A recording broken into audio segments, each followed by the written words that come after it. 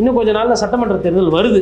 அப்போ சட்டமன்ற தேர்தலில் ஜார்க்கண்டினுடைய முதலமைச்சர் வெளியில் இருந்தால் தங்களுக்கு எதனா பின்னடைவு வந்துடும் அப்படின்ட்டு அரசியல் கட்சிகள் நினைக்கும். ஸோ அரசியல் கட்சிகள் நினைக்கிற ஒரு விஷயத்த அமலாக்கத்துறை அவர்களுக்கு வேண்டி அவர்களோட கைப்பாவையாக இருந்து செய்யுதா அப்படின்ற அந்த அரசியல் கேள்வி எனக்கு வருது. மக்களால் தேர்ந்தெடுக்கப்பட்டு ஓட்டு போட்டவரை வந்து நீங்கள் எப்போ பார்த்தாலும் பிடிச்சி உள்ளே வச்சுருந்தீங்கன்னா என்ன அப்படின்னு கேட்கும்போது, சரி பிணையில் அனுப்புகிறோம், ஆனால் காலையில் போய் கையெழுத்து போடணும், சாயந்தரம் போகணும், விசாரணை அதிகாரிகள் கூப்பிட்டா ஆஜராகலாம், கோர்ட்டோட கோவத்துக்கு ஆளாவீங்க அப்படின்னு சொல்லிட்டு கண்டிஷன்ஸ் கொடுத்து தான் பெயில் கொடுத்துருக்காங்க. கிட்டத்தட்ட ஒரு பாராளுமன்ற தேர்தலுக்கு ஒரு முதலமைச்சராக இருந்தவர் பிரச்சாரமே பண்ண முடியாத அளவுக்கு பண்ணியாச்சு. இது வந்து ஒரு அரசியல்வாதிக்கு உச்சக்கட்ட தண்டனை. நீங்கள் நீட்டில் வந்து சில பல பிரச்சனை இருக்குன்னு சொல்லிட்டு அந்த டைரக்டர் நீக்கினீங்க. ஏன் அந்த டைரக்டர் மீது ஏதோ ஒரு வழக்கு சிபிஐயோ இல்லை ஒரு என்ஃபோர்ஸ்மெண்ட் டைரக்டரோ இல்லை வேறு ஏதோ ஒரு துறை ஏன் அதெல்லாம் விசாரணை பண்ண மாட்டேன்றீங்க? அப்போது ஹேமந்த் சோரனுக்கு சொல்கிற அந்த கண்டிஷன்ஸ் எல்லாம் சொல்லுது அமலாக்கத்துறையோ இல்லை மத்திய அரசு சார்பாக பேசக்கூடிய அந்த ஏஜென்சிஸ்லாம் சொல்லுது. அப்போ அதே ரூல் அங்கே அப்ளை ஆகாதா?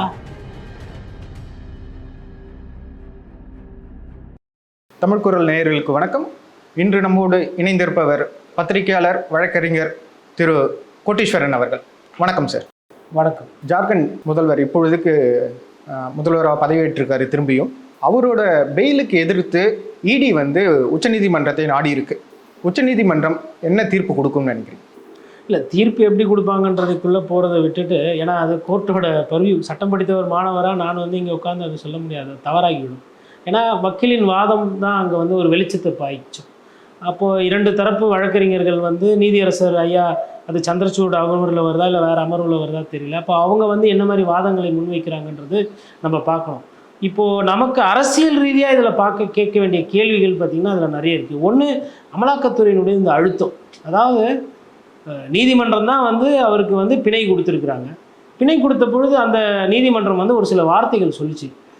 இவர் தவறு செஞ்சிருக்க மாட்டாருன்றதை நாங்கள் சொல்லலை, தவறு இருந்திருக்கலாம். ஆனால் பிணை ஒருத்தருக்கு மறுக்கப்படுற காரணம் வந்து திரும்பியும் அவர் இந்த தவறை செய்யறதுக்கு சாத்தியக்கூறு இருக்கா ஒன்று, இல்லை அப்படி தவறு செய்தால் அந்த ஆதாரங்களை அழிப்பதற்கு உண்டான முகாந்தரம் இருக்கா. அப்போ இந்த ரெண்டு காரணியை பார்க்கும்போது ஆதாரங்களை அழிப்பதற்கு உண்டான முகாந்தரம் இவருக்கு இருக்கிற மாதிரி எங்களுக்கு தெரியவில்லை. இது கோர்ட்டு சொல்லணும். இன்னொன்று, நீங்கள் சொல்கிறீங்க அவர் தப்பு பண்ணுறதுக்கு இருந்தார், ஒரு சில தப்புகளை வந்து நாங்கள் தடுத்துருக்குறோன்றது சொல்கிறீங்க. அப்போ தப்பு நீங்கள் தடுக்கிறீங்க அப்படின்னும் அந்த தப்பு திரும்பி செய்கிறதுக்கு வாய்ப்பு இல்லை. அப்போது if there is a jail there is a bail, அதுதான் கோர்ட்டோட அடிப்படை. அது எதுக்கு அந்த பெயிலை கொடுக்குறாங்கன்னா, அந்த பெயிலை கொடுத்துட்டு அவங்க வெளியில் இருப்பாங்க. நீங்கள் போதிய ஆதாரத்தையும் தரவுகளையும் எடுத்து கோர்ட்டு முன்னாடி நிறுத்தி அதங்க வாதங்களாக வைத்து அவர் வந்து வெளியில் நீங்கள் பெயிலில் விட்டாலும் குற்றவாளி தான், அவர் வந்து பிடிச்சி நீங்கள் தண்டனை கொடுக்கணும் அப்படின்னீங்கன்னா அப்போ கோர்ட்டு தண்டித்து அவர் வெளியில் வந்தவர் திருப்பி ஜெயிலுக்கு போயிட்டு உட்காந்து கம்பி என்ன போகிறார். இதுதான் ப்ரொசீஜர். இந்த ப்ரொசீஜரையே விரும்பாமல் இவங்க என்ன பண்ணுறாங்கன்னா காலதாமதம் பண்ணுறாங்க. அப்போ அங்கே தான் வந்து கோர்ட்டு வந்து புரிஞ்சுக்கிச்சு, ஆதாரம் எங்கே, சரியான ஆதாரம் இல்லை, அந்த ஆதாரம் கோர்வையாக இல்லை, இவர் நிரபராதின்னு நாங்கள் சொல்லலை, ஆனால் ஆதாரம் எங்கன்றது கோர்ட்டு கேட்குது. அப்படி இருக்கும்போது அந்த சைடில் என்ன சொல்கிறாங்கன்னா, ஒரு முதல்வருங்க மக்களால் தேர்ந்தெடுக்கப்பட்டு ஓட்டு போட்டவரை வந்து நீங்கள் எப்போ பார்த்தாலும் பிடிச்சி உள்ளே வச்சுருந்தீங்கன்னா என்ன அப்படின்னு கேட்கும்போது, சரி பிணையில் அனுப்புகிறோம், ஆனால் காலையில் போய் கையெழுத்து போடணும், சாயந்தரம் போகணும், விசாரணை அதிகாரிகள் கூப்பிட்டா ஆஜராகலாம், கோர்ட்டோட கோவத்துக்கு ஆளாவீங்க அப்படின்னு சொல்லிட்டு கண்டிஷன்ஸ் கொடுத்து தான் பெயில் கொடுத்துருக்காங்க. முதலமைச்சராக இருந்தாலும் சட்டத்துக்கு முன்னாடி ஒன்றுன்ற பார்வையில் தான் கொடுத்துருக்காங்க.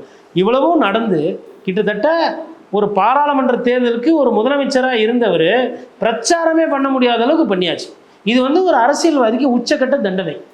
தீர்ப்பு என்பது வேறு. அரசியல்வாதிக்கு தார்மீக அடிப்படையில் ஒரு அரசியல்வாதி வந்து நீ தேர்தலில் நிற்காத, நீங்கள் பிரச்சாரம் பண்ணாதீங்கன்னா அரசியல்வாதிக்கு முடிஞ்சு போச்சு. அடுத்த தேர்தல்ன்றது 5 வருஷம் கழிச்சு வரும். அப்போ ஒரு மேட்சே விளையாடாமல் ஒரு பிளேயர் எப்படி போங்களோ அந்த கதை தான் இது. அப்படி பண்ணியாச்சு. பண்ணியும் கூட அவங்க என்ன சொல்கிறாங்கன்னா, இது வந்து துஷ்பிரயோகம், இதை நாங்கள் எதிர்பார்க்கல, கீழமை நீதிமன்றம் வந்து இவருக்கு வந்து பெயில் கொடுத்துருக்கக்கூடாதுன்னு சொல்லிட்டு அவங்களோட அந்த வன்மத்தை கற்கிறாங்க. அப்போ அது வந்து ஒரு துறை என்பது, அமலாக்கத்துறை என்பது எதிர்கட்சியின் மீது ஒண்டி தான் வழக்குகள் வந்து பதியப்பட்டிருக்கு. நான் என்ன கேட்குறேன்னா, இந்த 10 வருஷத்தில் இப்போது நீங்கள் நீட்டில் வந்து சில பல பிரச்சனை இருக்குன்னு சொல்லிட்டு அந்த டைரக்டரை நீக்கினீங்க.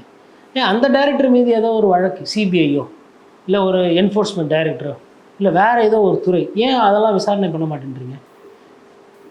கான்ட்ராக்டர் ஒரு பிரிட்ஜு கட்டினார், 130 பேர் இறந்தாங்க குஜராத்தில். அந்த கான்ட்ராக்டர் மீது இன்னி வரலாம் வழக்கு லோக்கலில் போட்டிருக்காங்க.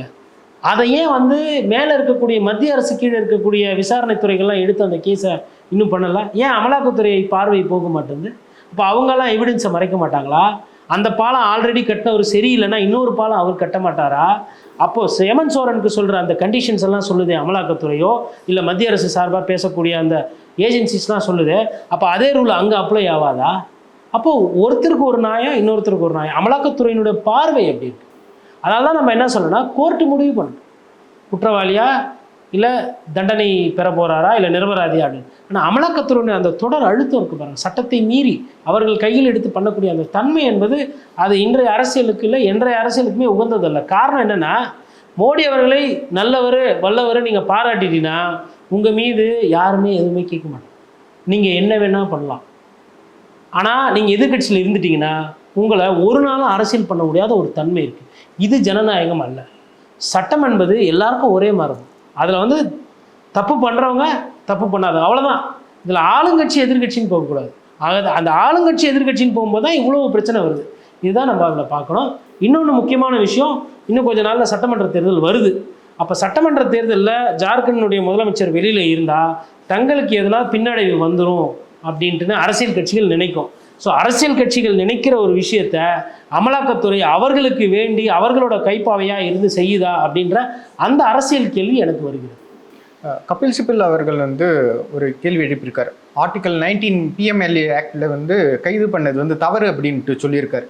ஸோ இப்போ ஒரு முகாந்திரமே இல்லாத ஒரு வழக்குக்கு வந்து ஒரு முதலமைச்சரை இப்படி கைது பண்ணது சரியா அப்படின்ற ஒன்று இருக்கு இல்லைங்களா? இது கபில் சிபலோட அவர்களோட வாதம் சரியானதாக பார்க்க முடியுதா? அதாவதுங்க, PMLA ஆக்ட் வந்து ட்ரக்கோனியன் ஆக்ட்னுவாங்க. அதில் வந்து அந்த ட்வின் லா ப்ரொவிஷன்ஸ்னு ஒன்று வரும்.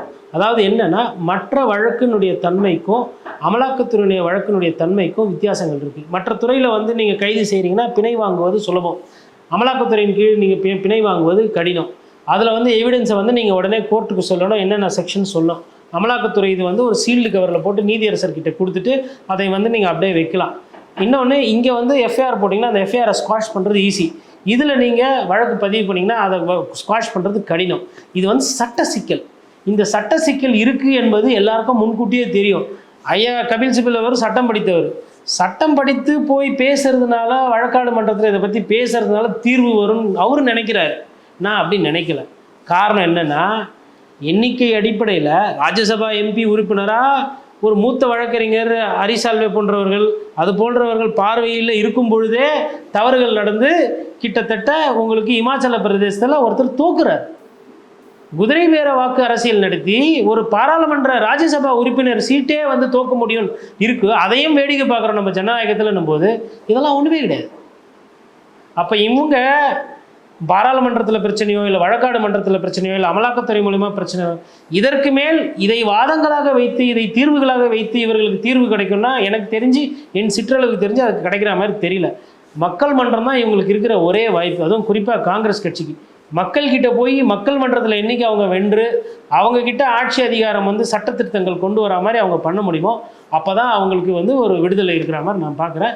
மற்றபடி இது வந்து இது கபில் சிபல் அவர்கள் வாதம் என்ன ஆகுது, அவரோட திறமை என்ன ஆகுது, அதுக்கெல்லாம் வந்து அவுட் ஆஃப் த சிலபஸ். ஒன்றும் இல்லை, குறைந்தபட்சம் மோடி அப்படின்னு பேசிட்டார் ராகுல் காந்தி, கட்சி பதவியே போச்சு. இப்போது 130 பேர் 120 பேர், அப்புறம் அங்கே ஒரு 130 பேர் பிரிட்ஜில், அர்த்தராஸில் ஒரு 100 பேருக்கு மேலே, மணிப்பூரில் கொத்து கொத்தாக சாகுறாங்க. நடவடிக்கையே இல்லை. பேரை சொன்னது அப்படி சொல்லிட்டாரு, ஒரு இனத்தை சொல்லிட்டாரு, கொந்தளிச்சிட்டாரு, மொத்தமாக இந்துக்களை கொச்சப்படுத்திட்டாரு. அதுக்கெல்லாம் உச்சக்கட்ட நடவடிக்கை, உடனே தீர்வு, உடனே நீதிமன்ற பரிந்துரை, உடனே பதவி விரிப்பு எல்லாம் நடக்குது. மணிப்பூரில் யார் குற்றவாளி? இவ்வளோ எஃப்ஐஆர் போட்டிருக்கோம், அத்தனை 1000 எஃப்ஐஆர் போட்டிருக்கோம். நிறைய எஃப்ஐஆர் போட்டு அங்கே அமைதி இல்லை. பாதுகாப்புக்கு இருக்க வேண்டிய ஆயுதம் மக்கள்கிட்ட போயிருக்கு. யாரால போச்சு? எதுவுமே பண்ணல. ஹர்த்ராஸில் இப்போ நடந்துச்சு. அந்த சாமியார் ஊர் சுற்றிட்டு இருக்கிறாரு. சாமியார் மீது இன்னும் நடவடிக்கை எங்கே? 80,000 பேர் கூட வேண்டிய இடத்துல யார் 2 லட்சம் பேருக்கு கொடுத்தது? எங்கே நடவடிக்கை? ஒன்றுமே கிடையாது. அப்போது இவர்கள் பண்ணுகின்ற அந்த அரசியல் தெரிகிறதா? அதனால தான் சொல்கிறோம், எதிர்கட்சிகளுக்கு ஒரே தீர்வு வந்து மக்கள் மன்றம் தான். இதுக்கு மேலே வந்து நாங்கள் பாராளுமன்றத்தில் நாங்கள் பேசுவோம், நாங்கள் வந்துட்டு எலெக்ஷன் கமிஷனுக்கு கடிதம் கொடுத்துருக்கோம், அமலாக்கத்துறையை நாங்கள் பயங்கரமாக கேள்வி கேட்போம் கோர்ட்டில், நீதிமன்றம் ஒரு கடைசி சான்ஸ் ஜனநாயகத்தை பாதுகாக்கிறதுக்கு பட் அதை தாண்டி அதற்கு முன்னாடி சான்ஸாக வந்து அவங்க மக்கள் மன்றத்தை வருகின்ற சட்டமன்ற தேர்தலில் கொஞ்சம் சீரியஸாக எடுத்துக்கணும்.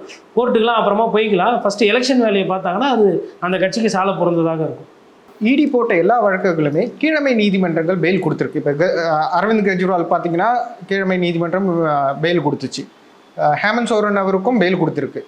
ஆனால் இடி போட்ட வழக்குகளுக்கு முகாந்திரமே இல்லாத பட்சத்தில் கீழமை நீதிமன்றங்கள் கொடுக்கக்கூடிய பெயில்களை வச்சு உச்சநீதிமன்றம் தன்னோட தீர்ப்புகளை வந்து அவர்களுக்கு சாதகமாக வழங்க முடியுமா? இல்லை, அப்படி கிடையாதுங்க. அதாவது கோர்ட்டு வந்து ஒரு தீர்ப்போ இல்லை ஒரு பெயிலோ கொடுக்கறது அப்படின்றது தான் போதிய ஆதாரங்கள் அவங்கள வந்து கன்வின்ஸ் ஆகும். அதாவது கன்வின்ஸ்னால் எப்படின்னா சும்மா ஒப்பாரி வைக்கிறதுனாலையோ பாவம் பார்க்கறதுனாலையோ கிடையாது. சட்டப்படி ஆதாரப்படி அதற்கு முகாந்திரம் இருக்கா, இந்த நபர் உள்ளே இருந்தால் கரெக்டாக இல்லை வெளியில் போனால் பிரச்சனை இல்லையான்னு அந்த புள்ளியிலேருந்து தான் அந்த தீர்ப்பு கொடுப்பாங்க. இப்போ உதாரணத்துக்கு இப்போ 44வது முறையாக வந்து அமைச்சர் செந்தில் பாலாஜி, முன்னாள் அமைச்சர் செந்தில் பாலாஜிக்கு பிணை கொடுக்கப்படவில்லை. நீதியரசர் அல்லியை பொறுத்தவரைலாம் அவங்க என்ன நினைக்கிறாங்கன்னா, நீதியரசி இவர் வந்து இப்போதைக்கு பெயில் வேண்டாம், இவருக்கு கொஞ்சம் இருக்கட்டும் அப்படின்ற மாதிரி நினைக்கிறாங்க. அது வந்து அந்த கோர்ட்டினுடைய பர்வியூ. நம்ம அதுக்குள்ளே போய் இப்படி தீர்ப்பு வரும் அப்படி தீர்ப்பு வரும்ன்றது நம்ம சொல்ல முடியாது. ஆனால் என்ன நம்ம புரிஞ்சுக்கலாம்னா, கீழமை நீதிமன்றம் போய் அரவிந்த் கெஜ்ரிவால் பெயில் கேட்ட உடனே கொடுக்கல. அங்கேயும் வந்து 2 மாதம் 3 மாதம் 100 நாளுக்கெல்லாம் மேலே ஆகி ஹேமந்த் சோரனுக்கும் பல மாதங்கள் ஆகி அதுக்கப்புறம் தான் இந்த தீர்ப்பானது வந்திருக்கு. இப்போ இது ஆம் ஆத்மி கட்சி தலைவர்கள் கூட ஒரு சில பேருக்கு பிணை வந்திருக்கு, பெயில் வந்திருக்குன்னா உடனேலாம் போன வாரம் கைது இந்த வாரம் பெயிலில் அப்படிலாம் வரல. கிட்டத்தட்ட ஒரு 10 வாட்டி 20 வாட்டி 30 வாட்டி வழக்காடு மன்றம் போய் போய் போய் அந்த பெயில் அப்பீலுக்கு மேலே அப்பீல் போட்டு அந்த அப்பீல் டிஸ்மிஸ் ஆகி அந்த அப்பீலில் கேள்வி கேட்டு அந்த அப்பீலில் என்ன முகாந்தரம் இருக்குது, எதிர்த்தரப்பு வாதத்தை கேட்டு அமலாக்கத்துறையினுடைய பதிவுகளை பார்த்துட்டு அமலாக்கத்துறையினுடைய சாட்சிகள் என்ன, உங்களோட முகாந்தரம் என்ன, நீங்கள் என்ன சொல்கிறீங்க, உங்கள் ஒப்பீனியன்லாம் கேட்டுட்டு தான் பிணை கொடுத்துருக்குறாங்க. எடுத்தவங்க ஒருத்தன் கொடுக்கல. இப்போ உச்சநீதிமன்றத்துக்கு போகும்போது உச்சநீதிமன்றம் தான் அதை ஆராயும். கீழமை நீதிமன்றம் எவ்வாறு இது மாதிரி நடவடிக்கை எடுத்தது, அதில் வந்து அவங்க வந்து சட்டப்படி நடந்திருக்காங்களா, அதில் சட்டம் என்பது நிலைநாட்டப்பட்டு இருக்கிறதா, அவ்வாறு நிலைநாட்டப்பட்டிருந்தால் அந்த தீர்ப்பை அப்படியே ஏற்றுக்குருவாங்க.